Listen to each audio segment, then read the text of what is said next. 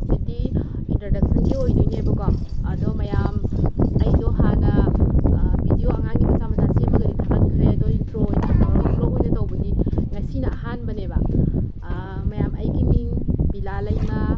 लाखोंदगिने अइगी channel दुसु बिला lemma आइना लैबनेबको अदुदा मयामना subscribe तौबियो share comment तौबियो मयामना support तौबियो अदो मयाम आई